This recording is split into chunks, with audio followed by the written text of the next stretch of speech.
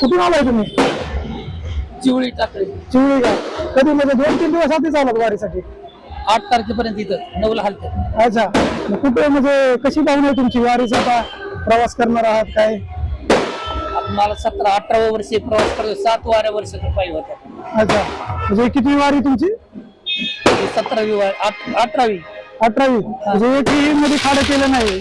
नाही. दर वारीला तुम्ही येत 18 वर्ष झालं. हो. मग कशी भावना आहे तुमची? म्हणजे गावाकडे शेती वगैरे सोडून इकडे येत आहे, त्याच्या मागे तुम्हाला काय आनंद भेटतो की तुम्ही येत आहे? काय म्हणलं, दरवर्षी 7 वाऱ्या पायी करतो, ती आनंदाचा म्हणजे विठ्ठल तुम्हाला काय- मग तिकडून काहीतरी फायदा झाल्याशिवाय, काही धन लाभ असल्याशिवाय काहीतरी आपल्याला प्राप्त.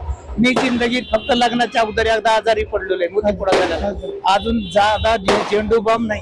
अच्छा देवाच्या दरबारात एक खोटं बोलत नाही. कसला अजून झेंडू बॉम्ब नाही, काहीच नाही, दुखलंच नाही मला. अच्छा.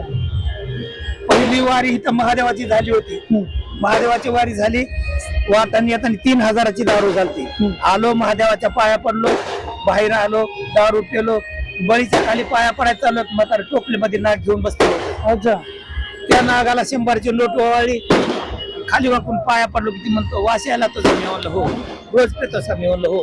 खाली बस. खाली बसलो. त्यानं देवाकडून द्या नागाकडे बोट करून म्हणला, आज तुझी देवानं दारू बंद केली, तू आजपासून मनानं दारू प्यायला नाही. माझी दारू सुटली आज 18वं वर्ष. तेव्हापासून या देवदेव चालू झाले.